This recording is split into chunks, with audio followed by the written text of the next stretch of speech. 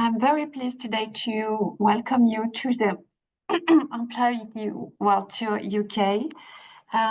This webinar takes place in a series of 4 webinars this year, and the next webinar will be dedicated to Germany on the 5th of June. Florian, I'm going to share the presentation now. So excuse me just a minute. Okay, so we are organizing these webinars with Florian Lambert. She is responsible for international and regional network coordination, and myself as a career and talent manager. So we are trying to help our alumni to get the best of every country during those Employability World Tour webinars. We've been organizing those webinars for 3 years now, for the past 3 years now. We've been exploring 19 destinations and connected with more than 2,000 alumni and students. Oh, we have to share the slide, sorry. It should be shared, so I don't get it, so excuse us. Partager.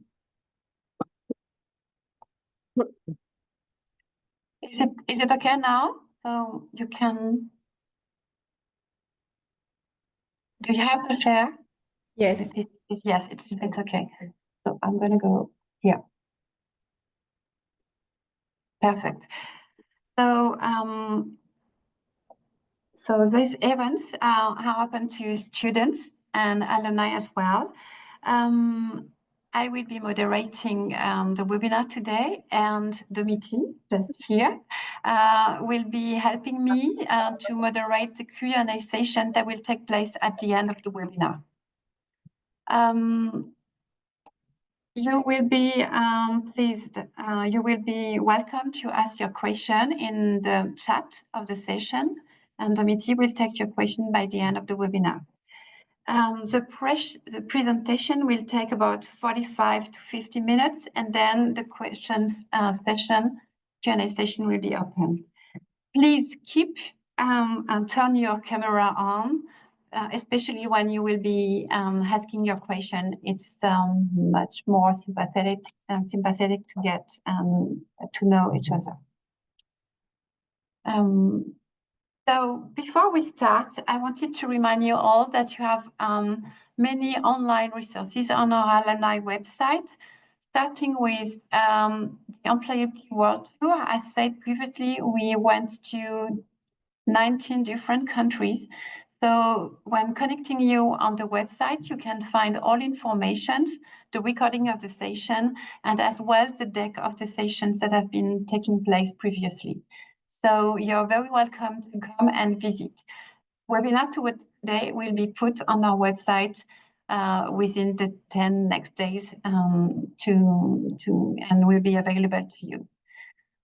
You can join international communities, and we will speak about the community of UK, of course, but you can join several communities and get in touch with alumni. You can find international guides like Going Global that you can find as a student on JobTeaser. And don't forget to have access to Alticia to improve your language skills. Last thing, you have also an access to a lifelong learning website, which is linked to our alumni website. And you will be able to find language training, international cultural management knowledge, and cross-cultural negotiation keynotes and videos. So you're very pleased to find all this information. Our next alumni employment webinars in English will be Germany on June 5th. And you can also access to another webinar in English, which is Clarify Your Strengths and Directions on June 3rd. You can find many other webinars helping you to find a new direction or just improve your knowledge and skills. About our network, and this will be the last slide. So our network in United Kingdom is now about more than 1,600 graduates located in UK. You can find and join the group on the platform, and you can connect and participate to several events. For example, we had Alumni Connect in London on January. So if you want to join the group, you will find all the information on the alumni website, and you will be able to get to know most people responsible for the group, starting with Olivier and Charlotte that are here today, and they will be participating today. So let's give the word to our speaker. So we will start with Olivier. Olivier, you're invited to introduce yourself. You're please welcome to start. Yes, good morning, everybody. Olivier Marais, got alumni 1995, so a long time ago. I've worked across fragrance for about 20 plus years in a Spanish company called Puig, and then 5 years ago, tried to transform myself and working for a senior executive interim company called Valtus, where we provide senior exec to businesses in transformation, CEOs, CFOs, HR director, amongst others. And I've been in the UK for about 20 plus years. I'm also now become a British citizen. Thank you. Thank you, Olivier. Now I give the floor to Georgie. Hi, everyone. My name is Georgie. I am British, but have grown up between the UK and France. So my parents moved out here when I was 9. I went back to the UK to Manchester to study. And then I joined the civil service, so working for the British government. I've been at the British Embassy in Paris for 3 years now. And I've been working for UK Visas and Immigration in Paris still for the past 7 months. So still fairly new to this role, but it's a very relevant topic at the moment, considering the recent developments in the UK over the past few years. Thank you, Georgie. Please, Solène, can you introduce yourself? Of course. Hi, everyone. I'm Solène. I graduated from EMLYON in 2019. Mainly worked in food, in marketing, actually. So currently a brand manager for a snacking company called Pladis. So it's essentially biscuits, sweet and savory biscuits. And prior to that, I was working for Muller, which is a dairy yogurt company in the UK. So yeah, mostly FMCG experience, and I've been in the UK for over 4 years, getting to 5 years in the summer. Thank you, Solène. Now, Charlotte, can you introduce yourself? Yes. Hello, everyone. I am Charlotte. I am a graduate of EMLYON. I did the master specialized in luxury marketing and management. I have about 10 years experience in client development, CRM, and events in the luxury industry. So I've worked for many like fashion, jewelry, and beauty brands on the UK market, but I have also some experience in France, in the US, and Singapore in my early career. I have been living in London since 2015. And I've worked for brands like Stella McCartney, Louis Vuitton, and Coty. And I am currently one of the UK alumni ambassadors for EMLYON. And yeah, that's it. Thank you very much. Thank you, Charlotte, and thank you for being an ambassador as well, which is very helpful. And you're all here. Welcome to become an ambassador in a country or even in any community, like professional communities. Thank you. Now I give the word to Marie. Marie is a student. Marie, can you introduce yourself? Hi everyone, I'm still a student at EMLYON in Programme Grande École. and I've completed my first year internship in the UK at Suez in Maidenhead, which is a town near London. Thank you, Marie. So now we will start with the employment situation and industry trends in UK. And Olivier, you are pleased to give us the information you would like to share with our students and alumni. Yeah, thank you. Well, I suppose probably in contrast to France at the moment, the one political element that is important to understand is we have in the UK a very political stable situation. There's been election last year and there's a clear majority for the Labour Party, which will last until 2029, which actually, of course, from a political stability and decision process is certainly more helpful. What is also important with this shift of power is the budget has introduced some really significant program of investment in various sectors. The UK is notoriously underinvesting in anything which is infrastructure. What I mean by that is road, railway network, sewage system, and where French companies have opportunities to actually expand, but also in healthcare and education. The one thing probably worth mentioning, and Georgia will expand on that, is, and I've just attended today a conference from various expertise, despite a shortage of skilled worker in the UK, there is no appetite or movement to be expected on the freedom of movement. So what you knew a couple of years ago when the UK was within the Europe, now Brexit has taken place, is unlikely to happen despite some significant pressure from all industry bodies to actually soften that rule. From a political point of view, it's unlikely to change. If we go back to the economic situation, well, the UK is actually, showing some modest growth, plus 0.2. It's not recession, but it's not flamboyant. Worth mentioning is that the level of employment is really low, 4.4% unemployment, and that's related to the fact that because the movement of European to the island have been limited, it creates some tension on the employment market. The market, what I say, is very fluid, i.e. it's a bit of a high and fire market. There's very little protection as far as employee when they lose their job, and actually the job allowance is very limited. Whatever your salary may be, you might be entitled to about 200 pounds every 2 weeks, 250 euro. So that's not a lot. What is important to highlight is the fact that the UK is a service country. 80% of the UK GDP is coming from services. There can be finance, professional services, amongst other.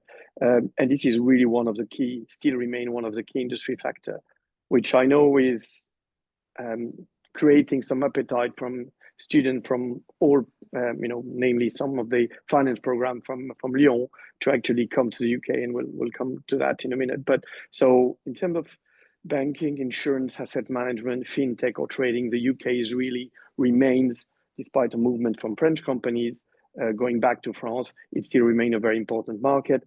Professional business services, legal accounting, consulting, and then healthcare is also quite significant with large organizations like GSK, AstraZeneca, BioNTech, amongst others. So that's an important market. Tech and digital is probably the final piece. As far as the UK is concerned, I mean, of course, there is, like in France, a very strong attraction of London being a sort of 10 million plus market. But what is probably worth mentioning, and I know one of my colleagues of the panel has mentioned that at a later stage, is the fact that you have in other parts of the UK some really, successful SMEs, so small, medium-sized organization, very successful, very innovative. So, London is one dimension, but look around Manchester, Liverpool, Edinburgh. There are some other part of the country worth considering. Thank you, Olivier, for this large overview of the UK situation. Now we will reach another point, which is the visa situation with Georgie. So, Georgie, I give you the word.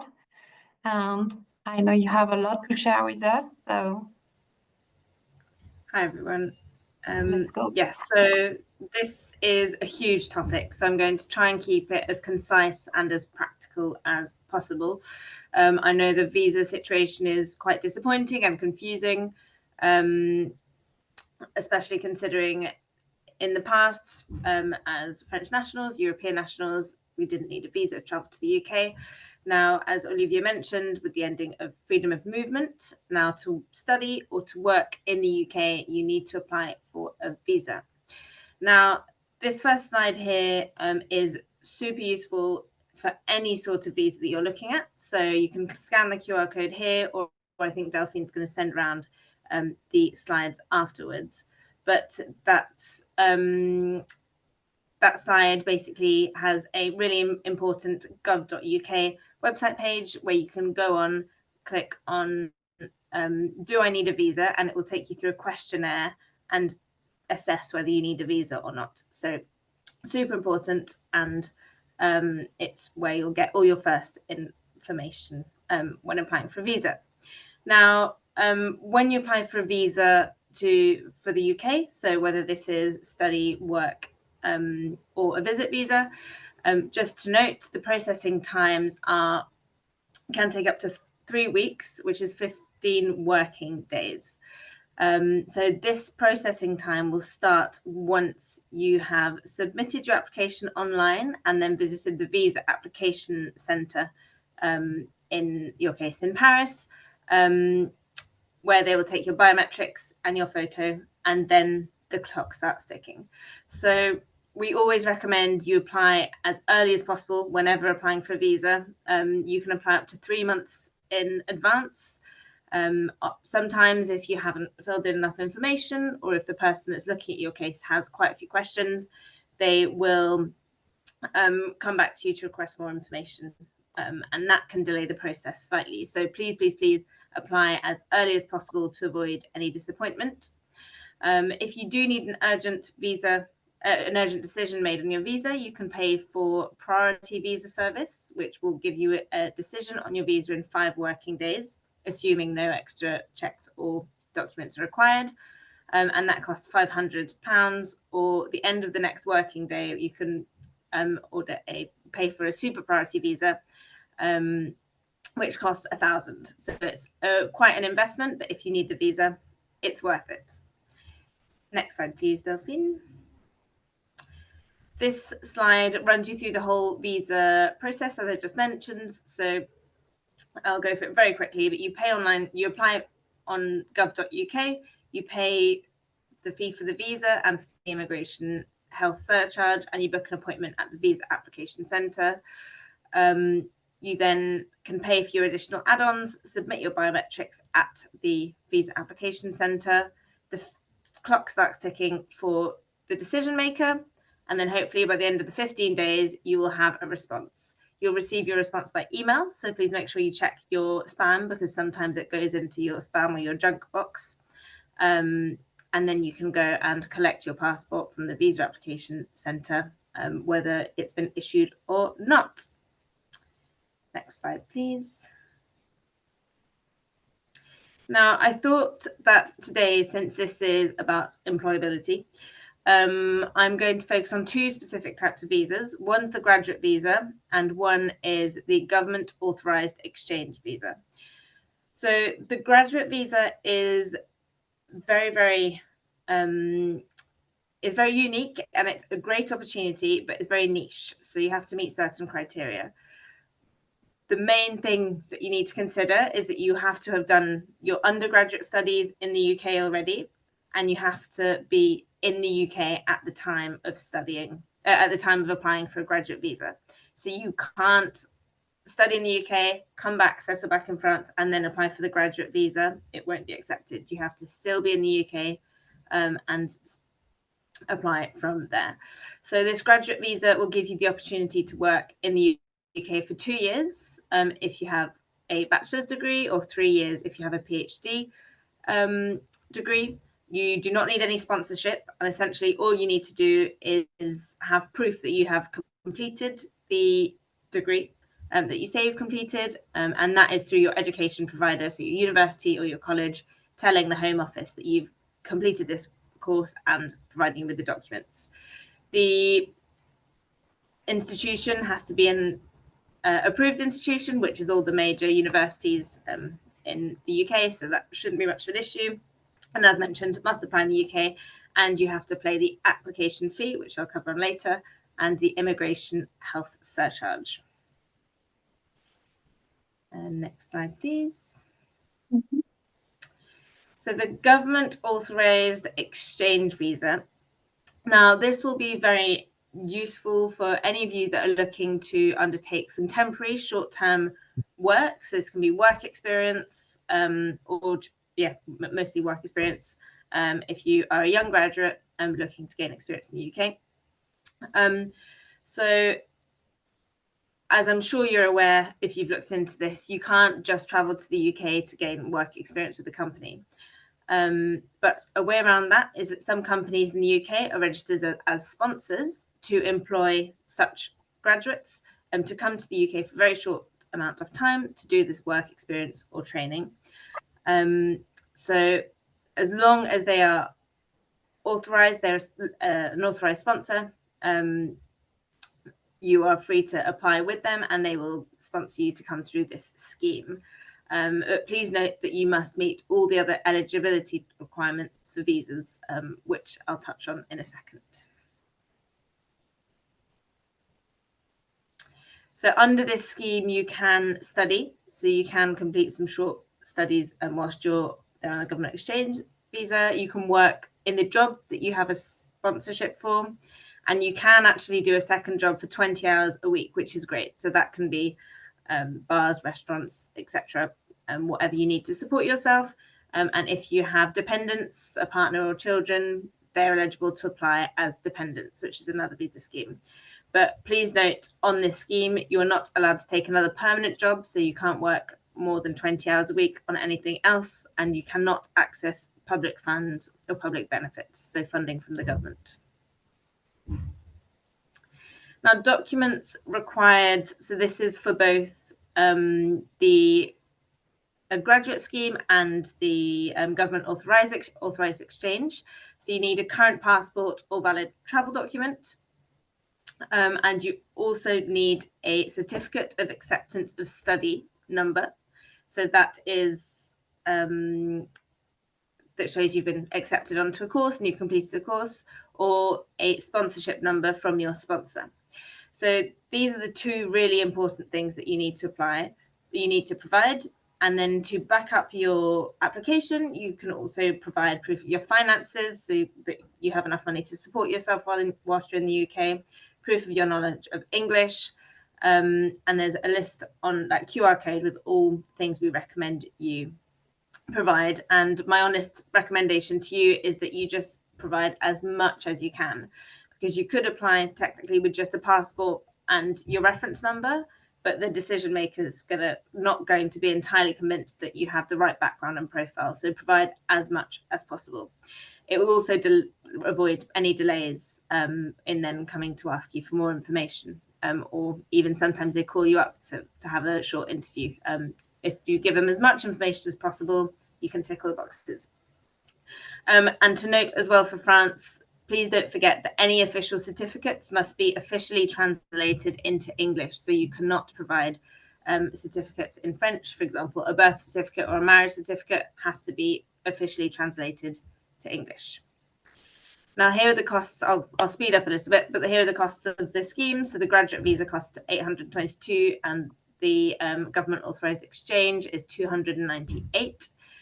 There is a healthcare surcharge. So this gives you access to the national health system, which is £1,035 a year, but this changes depending on the year. So please double check that before you applying. And here again, there's a quick note that you must be able to prove that you have enough personal savings to support yourself throughout your stay. So yet again, please do provide proof of that in your application. Here are some super useful links and QR codes that I'm sure Delphine will share with you afterwards, but they will help you throughout your application process. And there's the contact details in case you need to contact UKVI and you have any more questions. Thank you. Thank you, Georgie. Now we will go and share the experience of our alumni and our student, because Marie, you're just not yet an alumni. So we will start with your experience, Olivier, if you're okay to start sharing about your challenges and experience in UK. Yeah, I mean, what is important, I would say, I mean, I've been in the UK for a long time, and as I explained at the beginning, I've went through the settled status and the various processes, but the important is to use your network as much as possible. It sounds obvious, but I think whilst there are a lot of offers that can be released on LinkedIn and others, I think your network will give you access to privileged information that sometimes haven't leaked to the market yet. So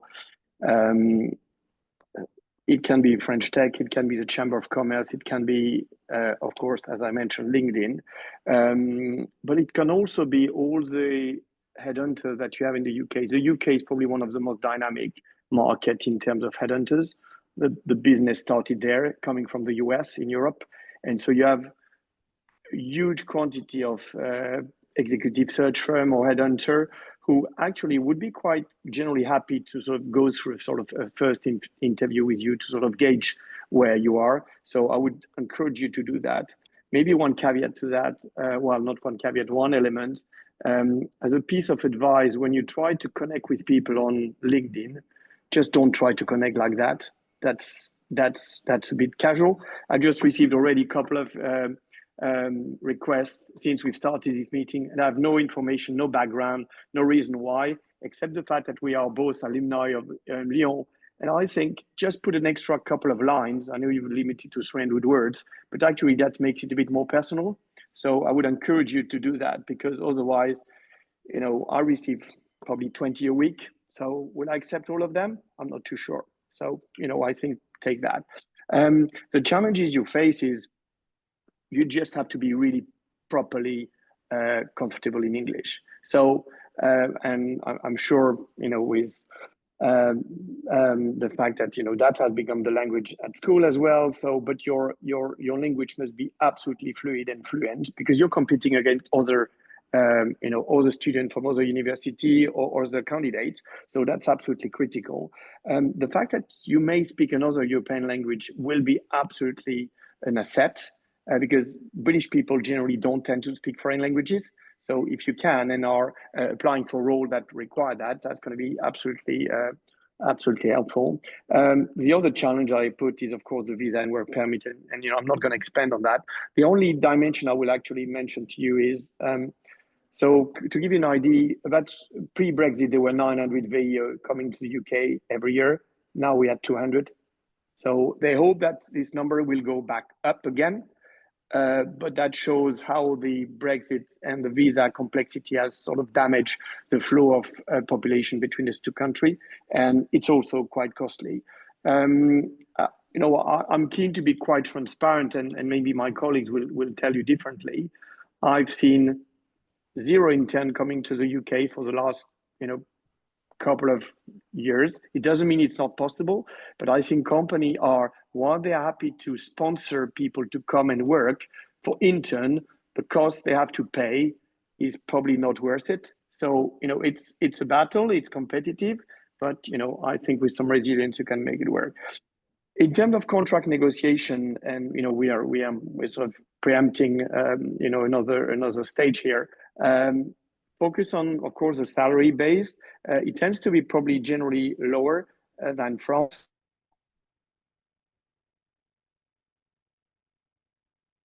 The employers have very little, if no, understanding of what you have done in France.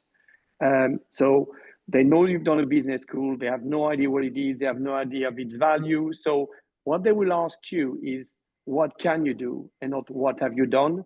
So I would say be humble, modest, but actually flag the experiences and previous role that you have carried out that will actually give you some legitimacy and credibility. As I mentioned, bonus will depend on position and organization. What is really important in the UK, and please take a close look at it if you are negotiating contract, is all the side benefits. Pension, because in the UK, the state pension is very, very low.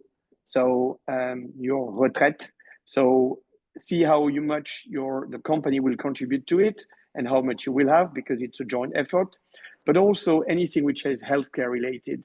The NHS system is working okay, but actually it can be a long waiting time.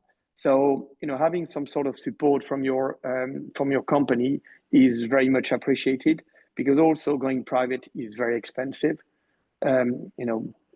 So that's something to take into consideration. The last thing I would say from a maybe cultural dynamic point of view is that people are very open and pragmatic here. So as I wrote, show us what you do and what you can do. Your academic background is less relevant. That shows that you have a brain and you can work in various environments, but actually it's more how quickly you can sort of blend into an organization, into a position, and start making a difference. The other thing probably worth mentioning, the UK has only 25 days. There's no RTT or anything like that. So what you can tend to see is that there's probably a slightly healthier work-life balance. Also because, especially when you are working in London, there tend to be quite a lot of commuting time. So organization will probably show some flexibility. And the other thing probably worth mentioning post-COVID is the fact that the working from home thing still remains a big thing. I don't see many companies who have gone back for more than 3 days a week in the office. And actually, I went to see a big pharma company 2 days ago, and they're still on 2 days a week in the office. So because simply the transport can take you an hour 15 coming to the office, and an hour 15 going back, and then the cost of travel is accordingly high. So these are some of the bullet points that were probably worth mentioning. Thank you, Olivier. Now I will give the word to Solène, if you want to share your experience. Yeah, for sure. Thank you. Actually, I'll kick off with that location. That's something that Olivier mentioned earlier when we introed the session. But the UK is much wider than London. I personally started outside of London. I went somewhere in the countryside in Shropshire, which I never thought I would do, but actually it did start my career here in the UK. And it was a great place to start, building my network, having some experience. And I did find another opportunity later on in London, but you do have to keep open-minded. Obviously, it depends on your industry and where you want to work, but it is bigger, and other places are great as well. You get a different experience. It's a different mindset. Like, it's just like France, for example. It's not just Paris, right? You do have other cities as well. So try to keep an open mind if the industry that you want to work in allows you to do it.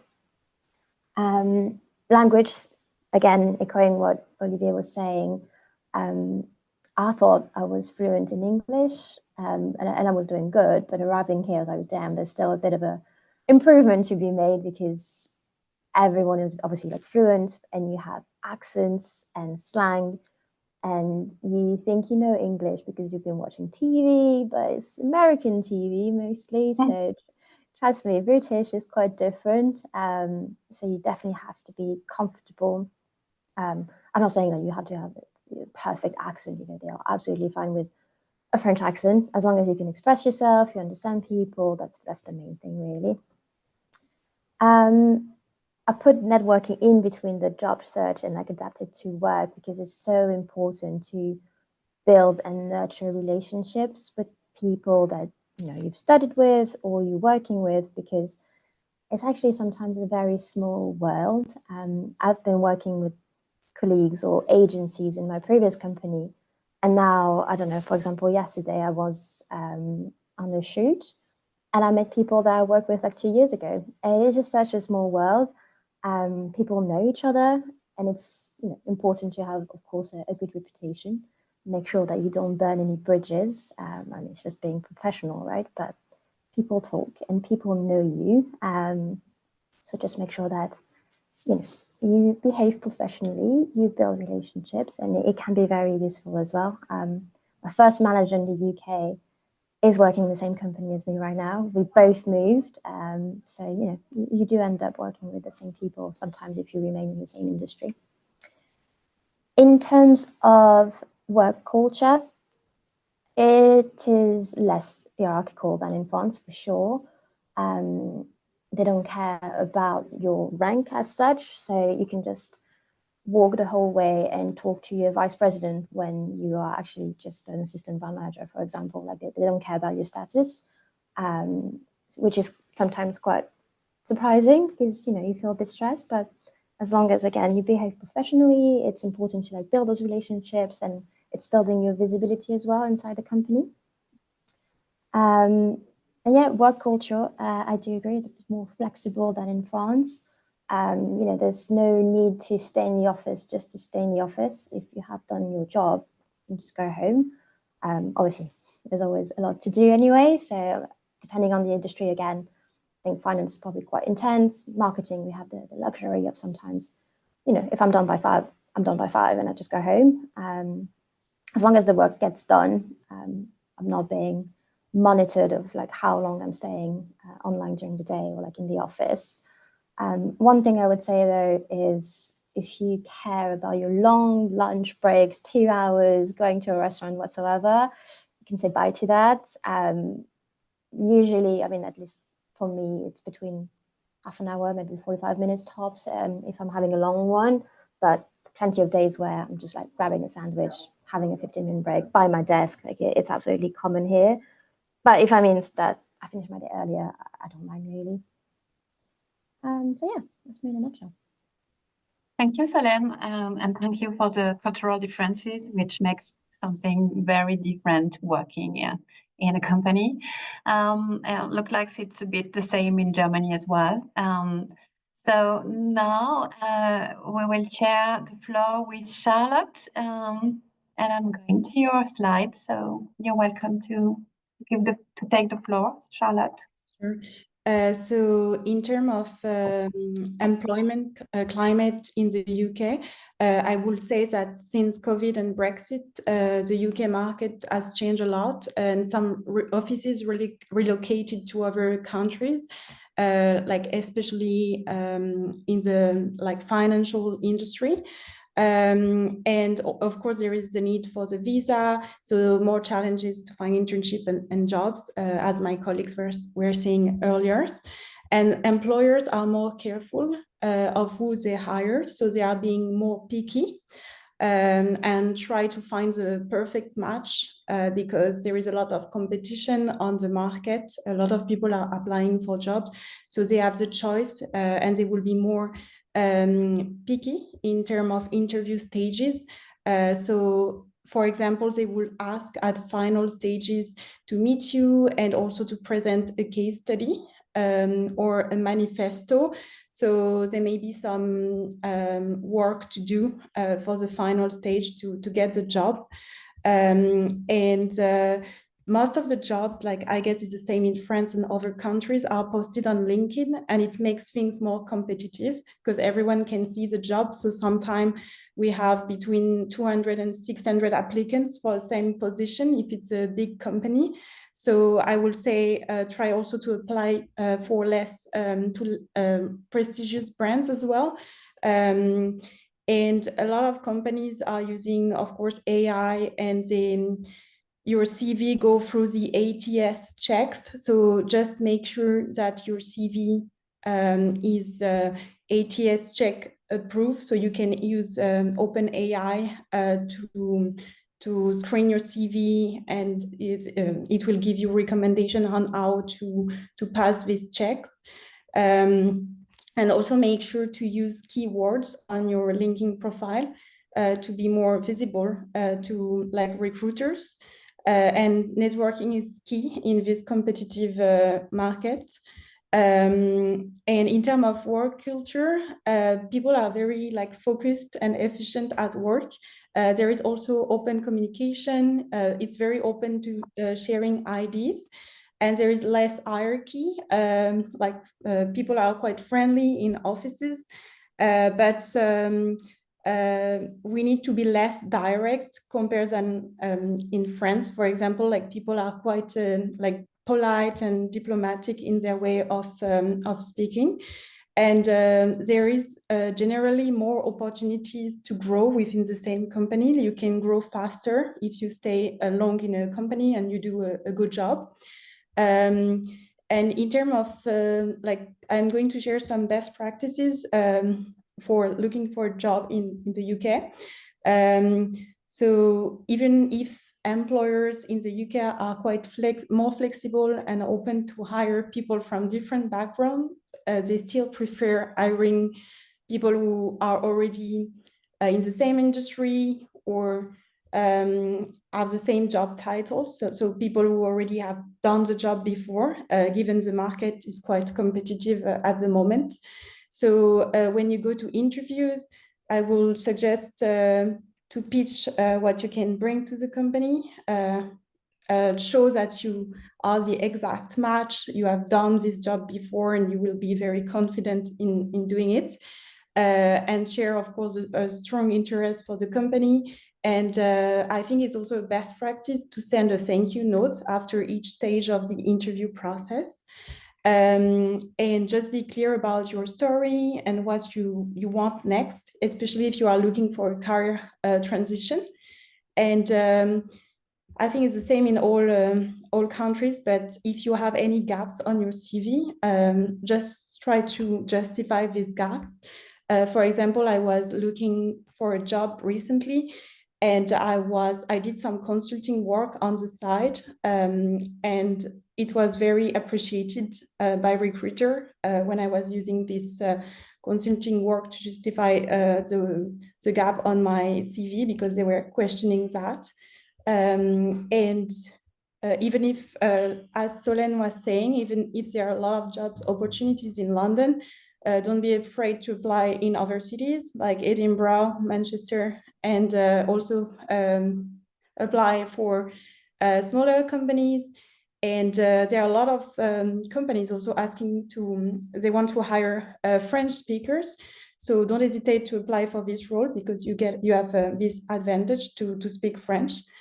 And don't hesitate to network. Of course, networking and follow-ups is very important. There are some, as Olivier was mentioning earlier, there are a lot of headhunters and recruiters that may be interested to have a chat with you. But just be careful that this recruiter don't work for you. So they will only contact you and be interested to take you to the interview if you are an exact match for the companies they are recruiting for. And then don't hesitate to also contact specialist recruiters for your industry, or apply on very specific job boards linked to your industry. And when you apply for a job, I will advise for you to always follow up with the HR contact or the hiring manager on LinkedIn, because it really helps to be noticed amongst all the applicants there are. Especially if you apply for a job on LinkedIn, it will help you to stand out. And I will advise you to have a LinkedIn premium account as well, because the premium account can offer you more opportunities to send email to recruiters, and also to search more easily for people on LinkedIn. And I will advise you to go to alumni events or events specific to your industry. And of course, contact, search for all the alumni living in the UK, and contact the people who are relevant to your industry or job title, and just ask them for 15 to 20 minute conversation. And the best will be also to meet them in person to build this relationship. And you may be lucky, and actually they may tell you about jobs that are not open yet, and push your CV for an interview. So these are my recommendations to find a job in the UK. Thank you, Charlotte. And getting in touch with alumni, just make sure you're, as Olivier previously said, that you're ready, that you know the exact job you're looking for and the industry you're looking for, because it makes it easier when the alumni can open his network to you. So now we will share the floor with Marie. Marie, can you give us a few words about what you've been learning during your internship? Yes. So first, I agree with most that has been said. I would say that when I went to the UK, I thought there would not be like a cultural shock, but the UK is different from France, and you have to be aware of that before you go. And people are in companies they are really welcoming and friendly, so you are in a positive work environment. And also I wasn't aware of all the regional accent and slang words, so even if I thought I was fluent, there was some people with who it was difficult to interact because of their accent. For an internship in the UK, I would say I would recommend targeting international, well, like big companies, because as it was said before, having an intern cost to the company, so small business will not want to have an intern.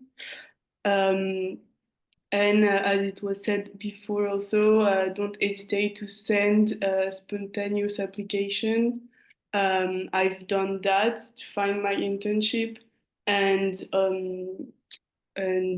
also, yes, what I've learned from my internship is that British people are doing less internship than in France. So I mean, in their graduate journey, they are not required to do as much internship as in France. So sending application and explaining why would be interested to do an internship in this company could be well seen and good.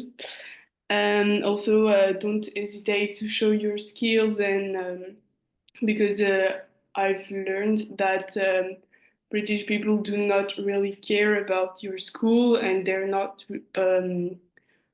they don't know French school, so you cannot rely on the name of the school, but you have to show what you're able to do, and show what you have done before, which will show your skills.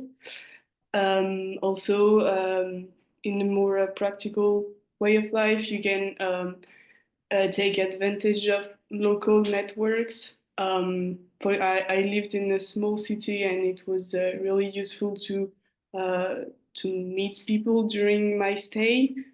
And finally, I would recommend to enjoy the UK. As it was also said before, it is not just London, and it's really easy to go around the UK.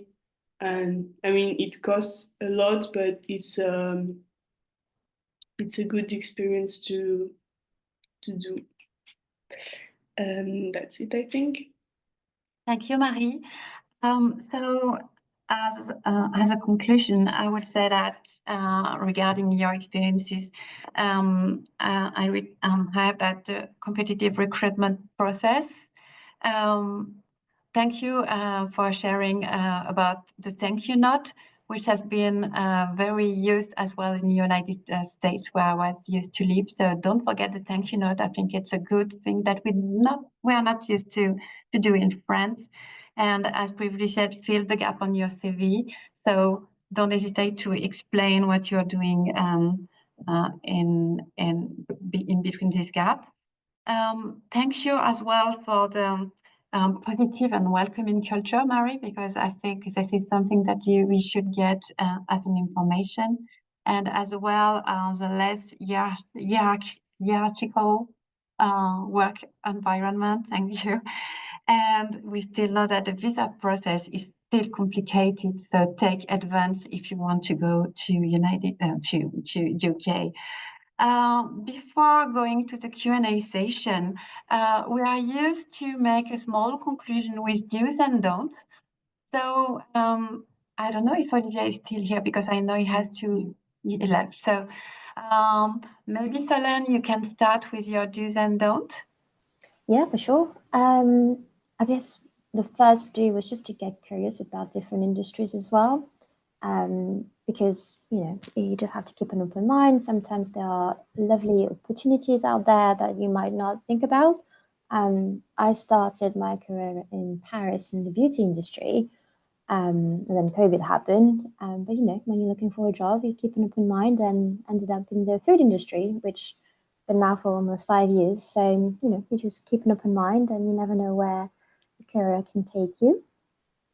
In terms of it was just don't stay in your comfort zone. I know a lot of people arriving in London tend to stay with French people, which obviously it's nice. It's it's just comforting. You have people that you can interact with. It feels like you're at home, but actually there's plenty of people out there, and I feel like you would get more easily integrated or get used to the little differences that even Marie was saying, for example, when it comes to slang, if you do hang out with English people, you get used to that much faster.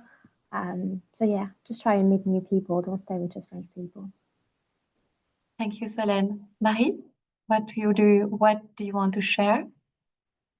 I would say that if you're looking for an internship in the UK, you should start the process early, because once you will have the internship position, you will have to get your visa, and it can take some time, and it's also expensive. But it can take sometimes. I got my visa, I think 1.5 months after starting the application, and I had to pay for the fast track to get the visa. Otherwise, I wouldn't have my visa before my starting day at the company. And don't overlook the financial aspect, because living in the UK can be really expensive, and as an intern, you will have maybe an income better than in France, but the cost of living in the UK is really high for renting a room, but also transportation costs. The subway and the trains are really expensive. So you should be. It's okay, Marie? Yes. Thank you. Charlotte, can you share your do's and don'ts? Yes, so I will say if you are looking for a new opportunity, you need to challenge yourself, network, and meet people on both a professional and a personal side, because there are plenty of there is a big international community in London as well. So it's very super interesting to meet a lot of new people and people coming from different cultures and background. Reach out to the alumni network and make connections in your industry via LinkedIn, and then plan your move carefully, of course, considering the visa, cost of living, and as Olivier mentioned before, assess the benefits the company is going to give you in terms of healthcare, health insurance and pension package. And just be aware that the job seeker allowance is quite low, not like in France, in the UK. And then just stay curious, open to the new culture. Don't stay in your comfort zone, and don't just keep on believing and being motivated, because you will make it. And so when you look for a job, don't give up. And even if you feel ghosted, just carry on and always seek for feedback, because it's how you will improve and get the job at the end. So yeah, that's my recommendation. Thank you, Charlotte. And well, I will do and I will share the do's and don'ts from Olivier, mostly about networking and using the alumni network. As he's been writing it, be smart and relevant. Don't just get in touch through LinkedIn and just give more explanation about who you are and what you're looking for. You don't have to write 10 lines, but at least 2 or 3, 5 lines to make sure that your network will be intelligent, and make sure that you are able to explain what you're looking for, and that mostly you're looking for some advice and maybe a 15, 20 minutes chit chat, or even a coffee or a place where you can meet. And as you said, and unfortunately, all schools, and it's not only EMLYON, it's most of the schools and French schools, are not known abroad. That means that you have to share more about your experience and what you are able to do than about the school. This is not an open door to a job. So I will stop sharing the presentation, and Dimitri, maybe you can open the Q&A session.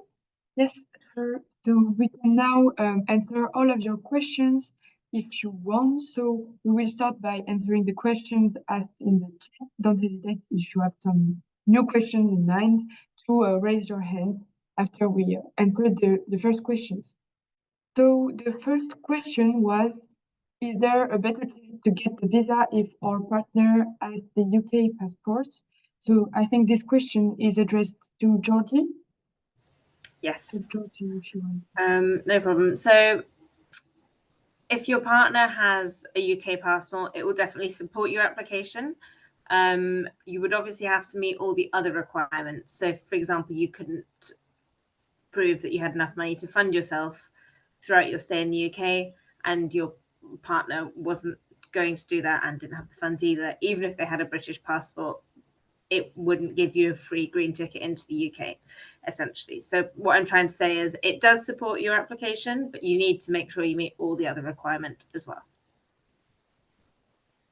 Thank you very much. Very clear. And the second question that is quite linked, and is also addressed to Georgie, I think, is how hard it is to get a skilled worker visa, because the person was saying recruiters seems to say that it's almost impossible right now. I think saying it's impossible is probably a bit of an exaggeration. It's quite yet again a niche route, because the employers need to be a authorized sponsor. So they have to be an authorized sponsor. Any company can apply to become a sponsor. And so I can share the guidance in the chat if possible. But yeah, again, if you meet the requirement, it's very doable, and you find an employer that's willing to support you down this route, it's doable. It's not impossible. You just have to find someone that's an authorized sponsor willing to support you and meet all the other guidance. But I'll put it in the chat now, the guidance for skilled worker visa. Great. Thank you very much. And there is a last question that is, I think it's more for Marie, but also everyone can answer. It is, are unsolicited application effective? For me? Yes, I think yes. But well, that's how I found my internship.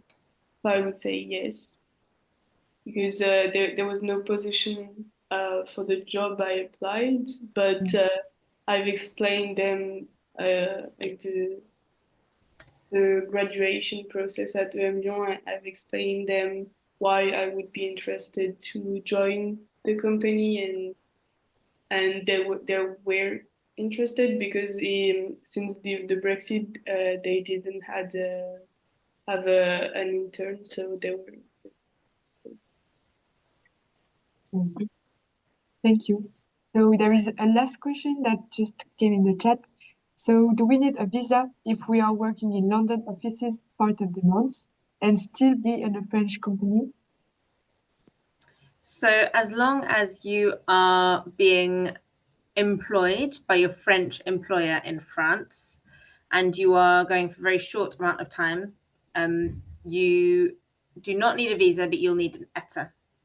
If your visit goes over 6 months, so if the total number of days goes over 6 months, you will need a visa. Thank you very much. Thank you. The others, I don't know if you have some question, you can just open your micro and don't hesitate. We still have some time, so you're very welcome to ask your question. Otherwise, we will maybe stop today. So Charlotte, Solène, and Marie, Georgie are still with us, so take advantage of the Employability World Tour. And if you're too shy, we will have to, and we will maybe stop earlier. Oh, Another question. Marianne. So how does it work in terms of visa for VIE contracts? So that's Volontariat International. Yes. Very good question. I'm afraid I'm not very familiar with this, but there is a specific route for charity, for working in it for a charity. So what I can do is I'll do a bit of digging afterwards and I can send Delphine the information. Okay, thank you. We will add it to the deck. Thank you. Thank you, Georgie.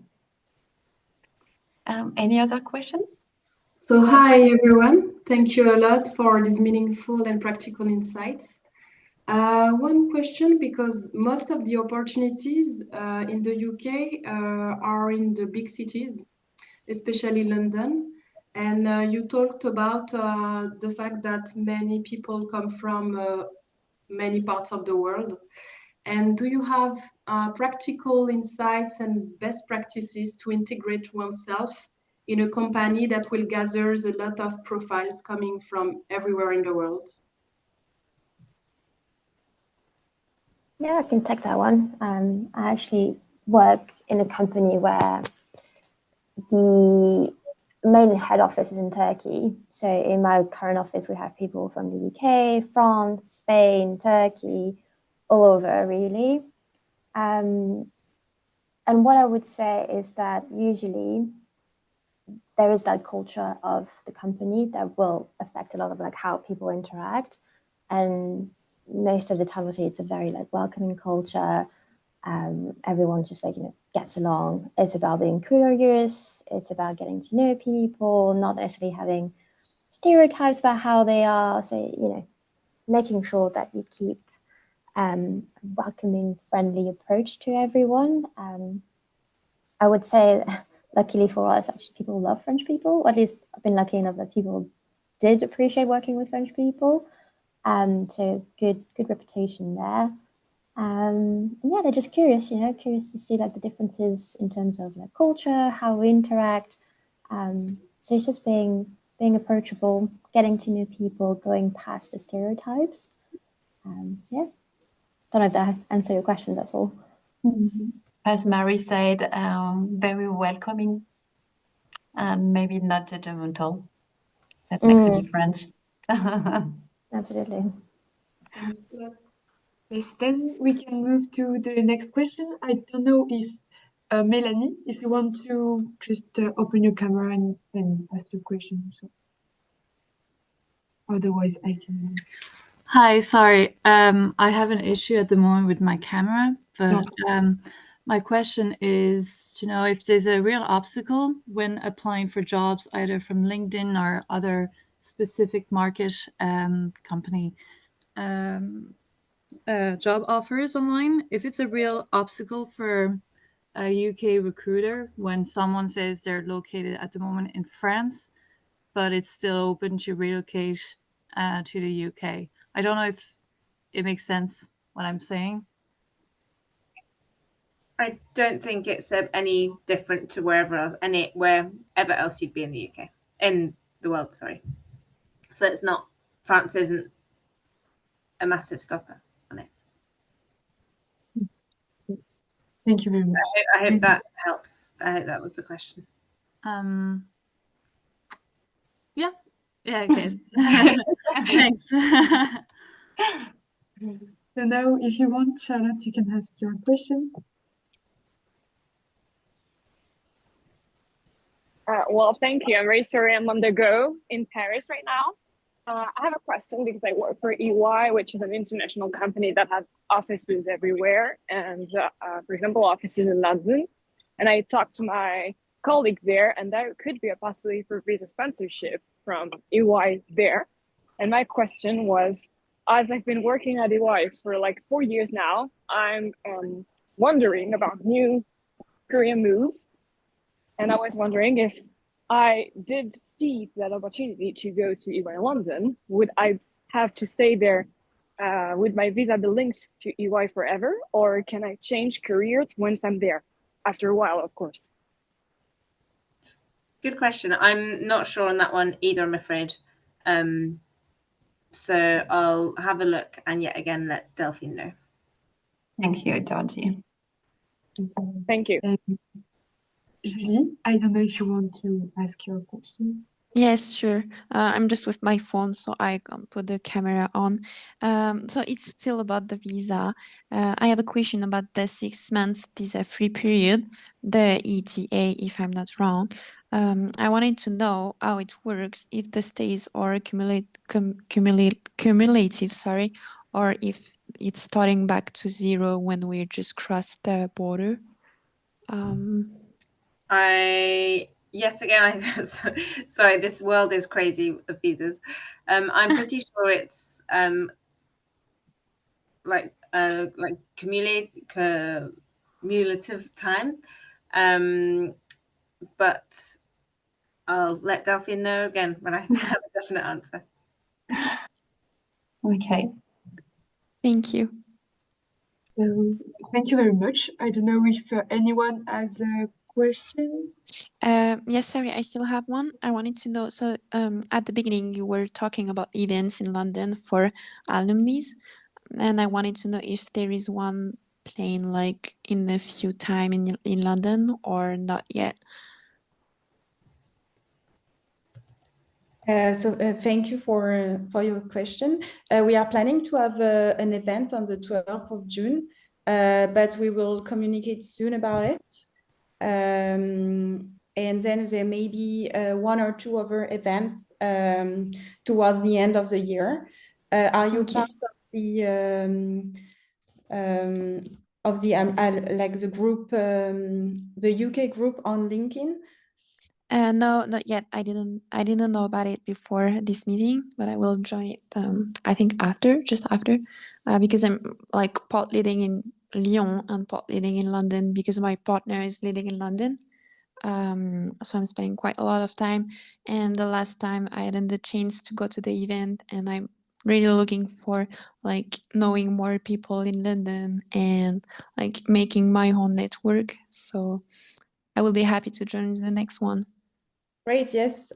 Come and see us at the next event. We will soon communicate about it online. Okay, perfect. Thank you. So it's on LinkedIn. So it will be on the alumni website. Alumni website. Okay. Yes, you can find all the information on the alumni website, and I mean Charlotte will prepare it, and anyone from the team in UK, and you can find all information on the website. So joining the community on the website, and when joining the community on the website, you will have the information of the next meeting pushed on your email. Okay, perfect. And the name of the community is I don't have it. I think it's okay. It will be we will share the deck of the presentation, and you will have perfect. We'll have it. That's easier because I have to look for the name as well. Okay, thank you so much. I had Sorry. I have one or two questions for the marketers. Would you recommend any platforms? So I heard Charlotte was talking about LinkedIn, maybe any other job platforms to look for a job in the UK in marketing? Very good question. I did use LinkedIn for my most recent job as well. So it's probably a good one to start with. Maybe don't be discouraged because, you know, on LinkedIn, you can see how many people applied. And sometimes you see like, oh shit, 600 applicants, I'll never have my chance. Apply anyway. You never know. Your profile might be exactly what they're looking for. So you would get ahead of this. I can't remember what I used for my first job. It was different. It wasn't LinkedIn, but probably the first place to start. Also, yeah, don't hesitate to have a look at all the like brands you would like to work for. Go to the brand website and the career page and apply. And also, because I was more looking for a job in the luxury industry, I went to specific career website like the Kering Group or Richmond Group, but I am sure that there are more other like special boards for like marketing jobs. Okay, thank you. And maybe another question for you, Charlotte. You were talking about your consulting work. How did you find this one? Just by actually sending an open like application, and the brand was looking for some advice on their like events and loyalty program. So it was actually by contacting the brand directly. Okay. But I know that there are other like specific platform for consulting work as well, like Upwork or Fiverr. You can also have a look and post your consulting, like, advertise your consulting services on this platform as well. Okay, thanks a lot. You're welcome. Thank you very much. So, does anyone have any questions still? I've just had, sorry, I'm coming back on the ETA query. I've just found my answer. So it's 6 months per visit. So there's no hard limit. So for example, 180 days in a year. It's just per visit. It's per visit. So sorry, I'm just going through it was my question, and I'm just going to explain a bit of my situation. So I'm working in France for a French company, and they have like offices in London, and I'm trying to go there like part of the month, like maybe half the month in London offices and half the month in the offices in France. So I was like struggling a bit with the visa. So as you said, maybe it's possible like just to stick with the ETA free visa, and there is no limit, as I will be like staying like maybe 3 weeks per month, 1 week in France. I'm afraid I'm not allowed to give any bespoke advice, just for legal reasons. If anything happened, it would come onto me. Yes, but sure. If you believe that you meet the criteria, and if you look on the ETA page on the gov.uk website, it says there it's up to 6 months at a time. If you believe you meet the criteria, then you're absolutely fine. Yes, so apparently it's not cumulative, as you said, it's not, per no. visit. Okay, very useful. Thank you, Georgie, for the additional Yes. information. Thank you so much. Thank you for checking.